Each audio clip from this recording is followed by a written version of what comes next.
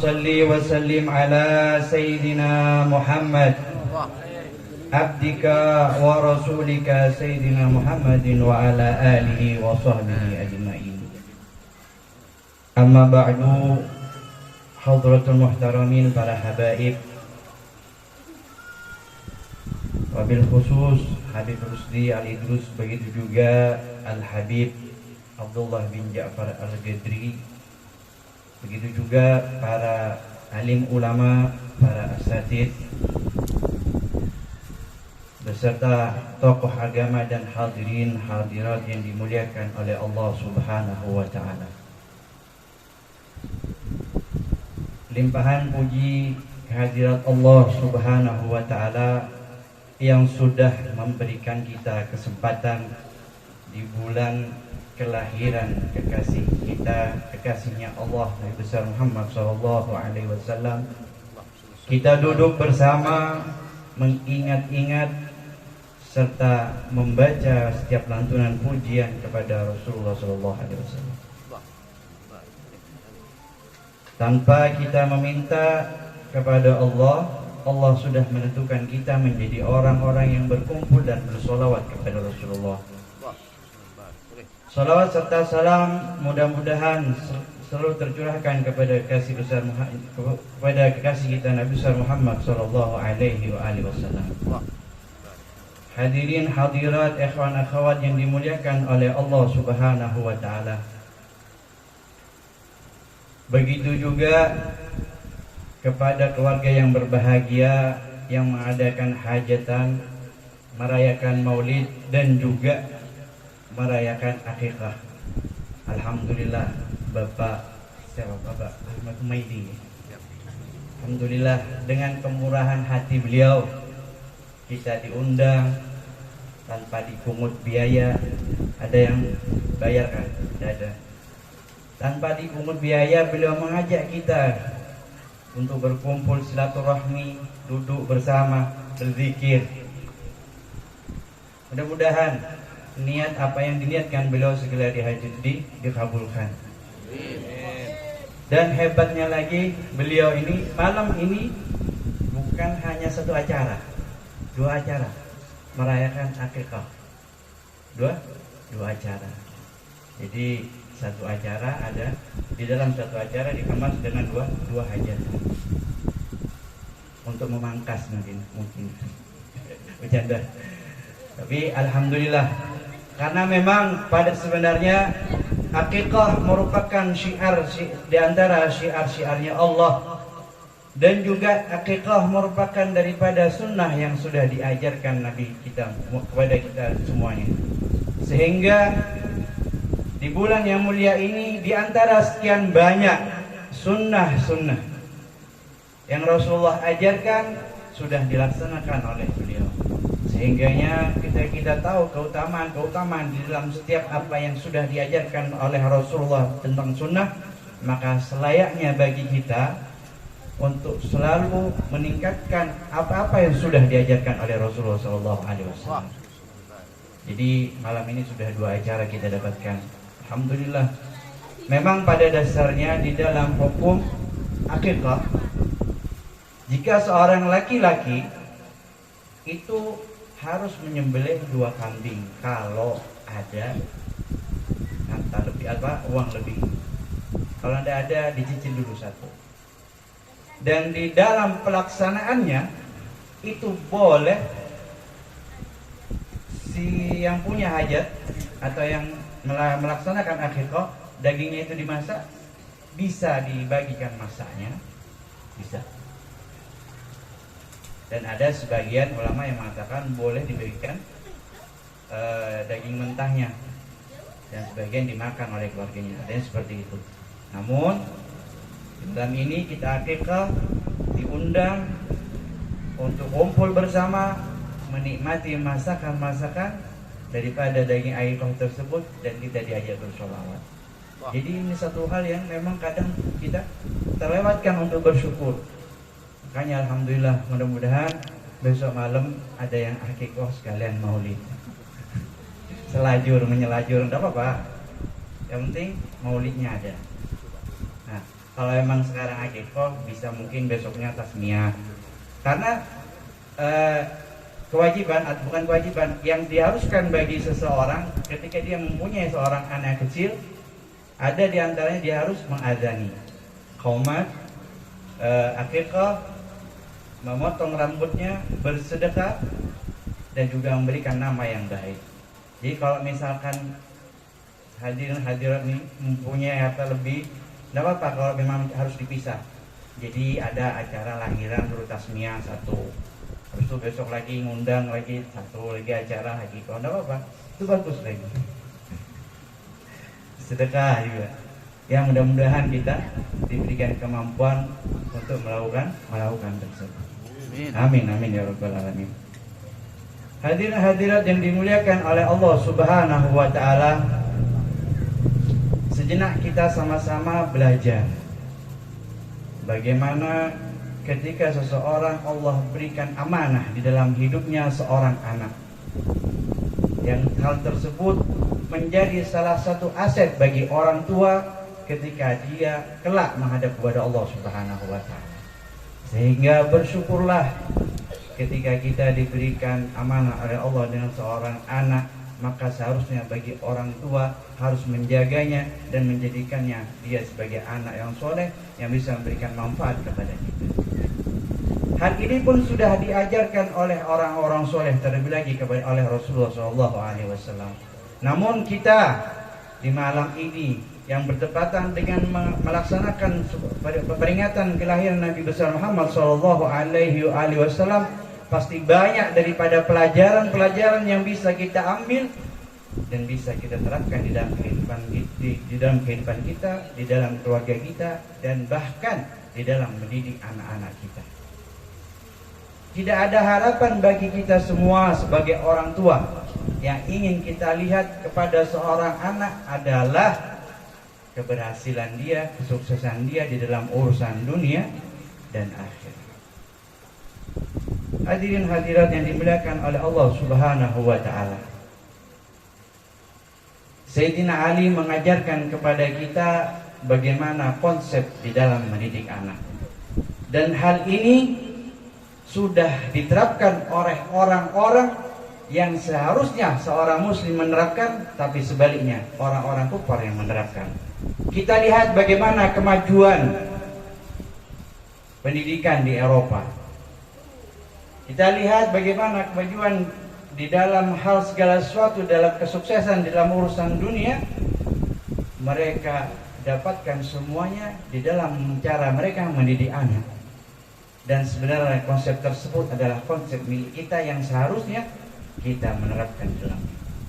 Sayyidina Ali pernah mengatakan, di dalam perkataannya beliau mengatakan, didiklah anakmu sebaik mungkin dan pelajarilah di dalam setiap waktu yang berlalu atau setiap umur yang berlalu daripada anakmu, sehingga engkau tidak menghancurkan daripada semangat di dalam anak-anakmu. Nah ini kita mari bersama-sama sedikit mempelajari daripada perkataan Sayyidina Ali. Kata Sayyidina Ali, seorang anak mempunyai 3 fase. Yang pertama, ketika seorang anak berumur 0 sampai 7 tahun, di mana masa itu adalah masa kita lihat seorang anak bertingkah sebebas mungkin, berperilaku sebebas mungkin. Terkadang kita menegur pun tidak ada yang mendengarkan. Kata Sayyidina Ali, seorang anak yang berumur 0 sampai 7 tahun, dia di dalam fase sebagai seorang raja. Seorang raja. Di mana kita tahu seorang raja, dia bebas memutuskan apa yang dia inginkan. Meskipun nasihat sebagaimana apapun, jika dia tidak berkenan untuk memutuskan apa yang diberikan masukan oleh orang lain, maka seorang raja akan mengikuti apa yang dia kehendaki. Ya ibaratkan seorang raja atau penguasa. Kalau dia mau seperti ini, ya sudah, tidak ada yang berani menentangnya. Nah begitu juga seorang anak kecil di umur 0 sampai 7 tahun, kita lihat mereka menangis, mereka lari ke sana ke sini, menangis tidak tahu tempat. mau di tempat umum, mau sendiri, mau seperti apapun, mereka tidak mau tahu. Yang penting apa yang mereka inginkan harus didapatkan. Bahkan hentakan orang tua, atau lebih lagi hentakan seorang ibu, tidak pernah akan bisa menyelesaikan tangisannya, apalagi ancamannya. Dan itu berbahaya apabila kita lakukan kepada seorang anak yang masih umur 0 sampai 7 tahun.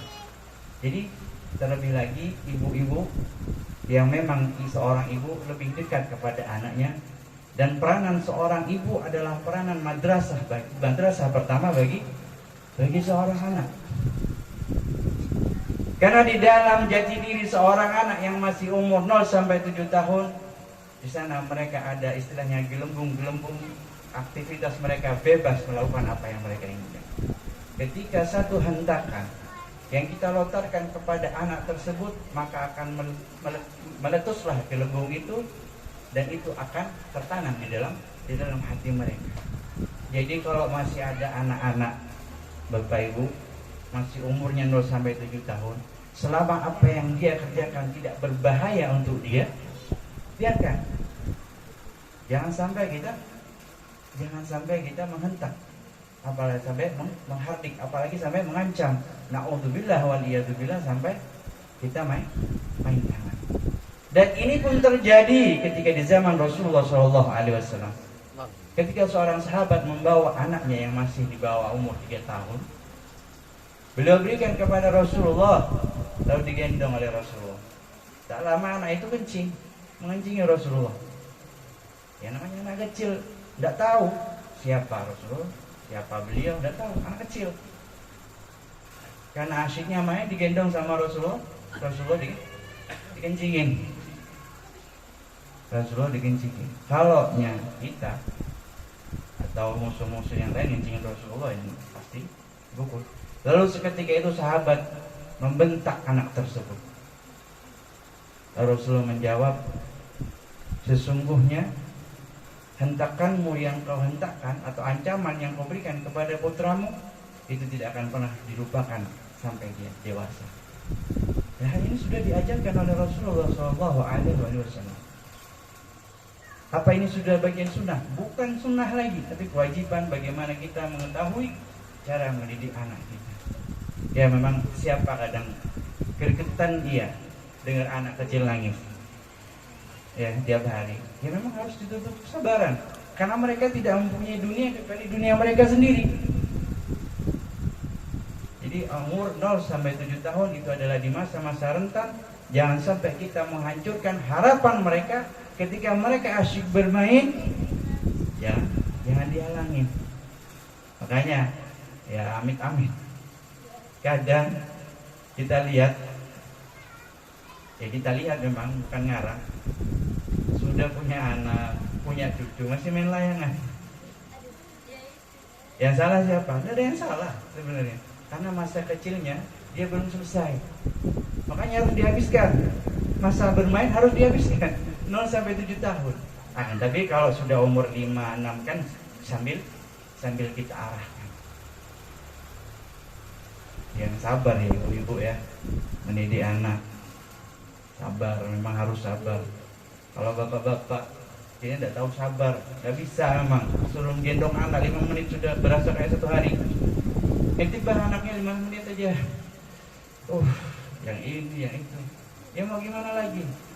Jadi tidak ada yang paling sabar kecuali ibu-ibu. Tidak memuji saya, memang nyatanya seperti itu. Saya sendiri disuruh gendong 5 menit. Ya Allah, baik disuruh jalan dari sini ke Palangka naik mobil aja daripada gendongan ini. Jadi itulah pendidikan, apalagi terlebih seorang ibu. Makanya bapak-bapak, katanya kalau kita pulang capek kerja, marahnya ditaruh depan pintu. Kasihan ibu-ibu 24 jam jagain anak. Ya sambil tidur. Ada yang kalau capek kan tidur Bu ya. 24 jam diselingi tidur. Jadi kesabaran Anda seorang ibu memang dituntut untuk mendidik anak-anaknya, putra-putrinya. Karena apa? di balik kesuksesan seorang anak ada seorang ibu yang hebat. Di balik kehebatan seorang ibu ada seorang suami yang mendidik kepada istrinya. Makanya kita sama-sama ngaji, kita sama-sama belajar. Itulah kata Sayyidina Ali, fase umur 0 sampai 7 tahun jangan sampai kita menghilangkan sesuatu hal yang ada pada anak-anak tersebut. Waktunya mainnya sudah lepas dah. Yang penting jangan main pisau. Kalau main pisau diambil, Bu. Bahaya, main gunting ya bahaya. Kadang ada anak kecil main di pinggir jalan, awas ada sepeda, dia tetap aja lari. Ya dia tidak tahu bahaya. Ya kan? Sudah ketabrak, ada masih dimarahi, dipukulin. Kasihan. Dia tidak tahu apa. Nah, itulah peranan dia seorang anak kecil. Di fase kedua umur 7 sampai 14 tahun. Kata Sayyidina Ali, umur ini ibaratkan seorang perdana menteri. Ya, seorang perdana menteri. Bagaimana perdana menteri?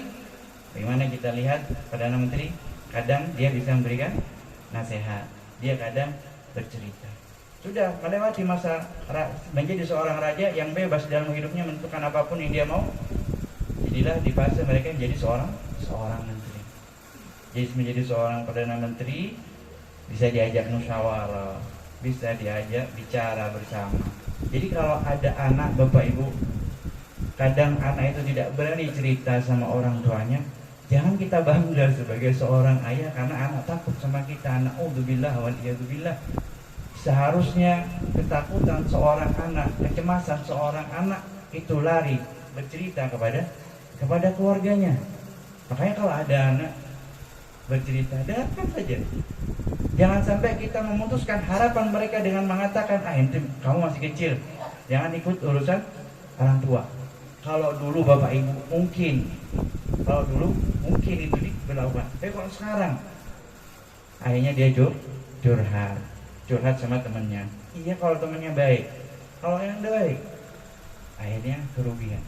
Jadi di masa-masa itu kata Sayyidina Ali, mereka menduduki ibaratkan seorang perdana menteri. Ketika mereka bercerita, maka dengarkan, berikan masukan kepada mereka. Di umur 7 sampai 14 tahun. Timbul setelah 14 tahun sampai ke umur 7 sampai 14 tambah 7 ini berapa Pak?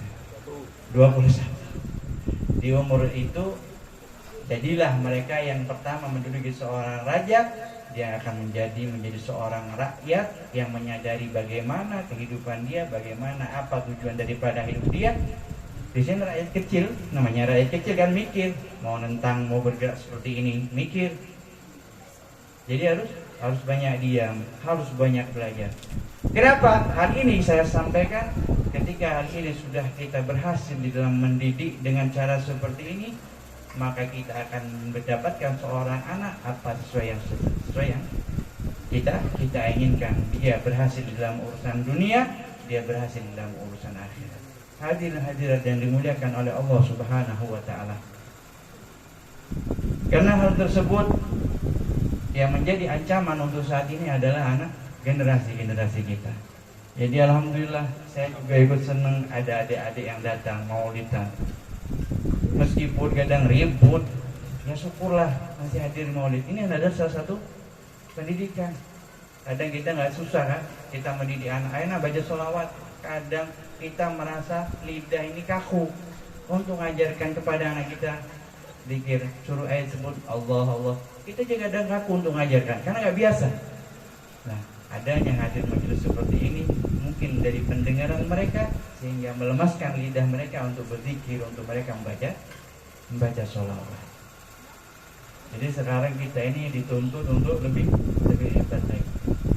Di dalam salah satu percakapan ada seorang orientalis. Orientalis ini orang yang meneliti tentang kelemahan orang-orang Islam. Mereka bisa baca Quran, bisa. Mereka tahu hadis. Tujuan mereka mempelajari itu semua mencari celah di mana kelemahan orang Islam.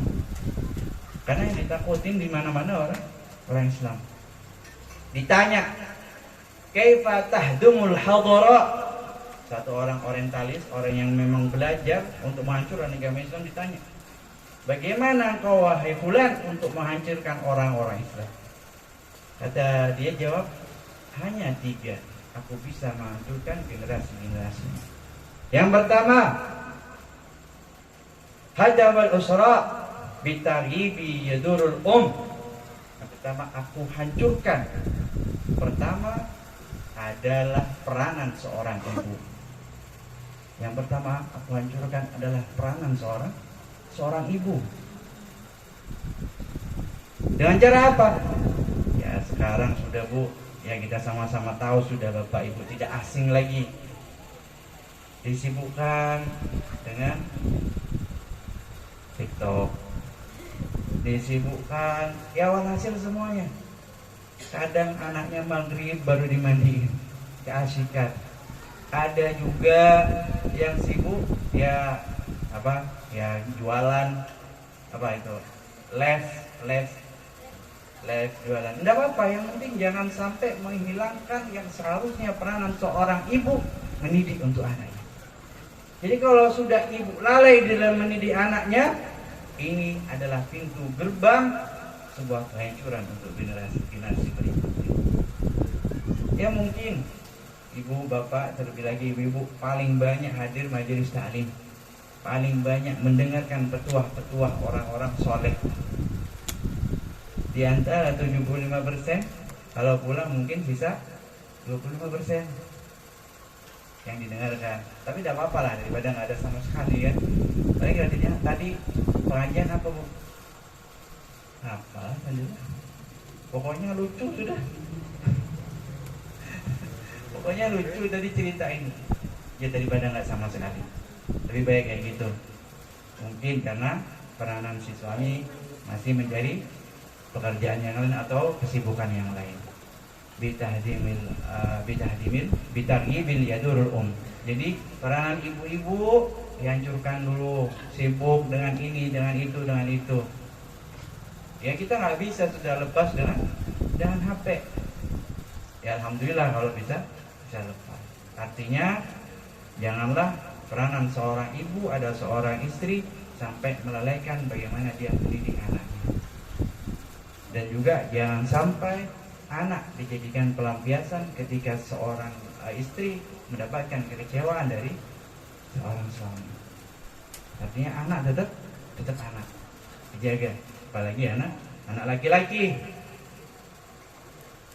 karena anak laki-laki baktinya tetap kepada ibunya ya adek, hormati ibumu ya, ibunya dijaga, jangan nendang pintu kalau ada dibelikan apa-apa. Salah kalau minta apa-apa sama ibunya, jangan mak minta ini, jangan, datangi, cium tangannya dulu, dirayu, digombalin dulu ibunya, nanti dibelikan. Ya, jangan belum apa-apa udah marah-marah. Ya, jaga ibumu ya, jaga ibunya yang masih ada. Berikutnya yang kedua, hadamul muallim bitaghibi yadurul muallim. Yang kedua, dihilangkannya peranan seorang guru, terlebih lagi guru agama. Udah, kalau sudah ada guru-guru yang langgar, yang di musola, santrinya tinggal sedikit, kadang disuruh bayar SPP munggak dan membuat bayar listrik, akhirnya dikucilkan peranan guru agama. Tidak ada.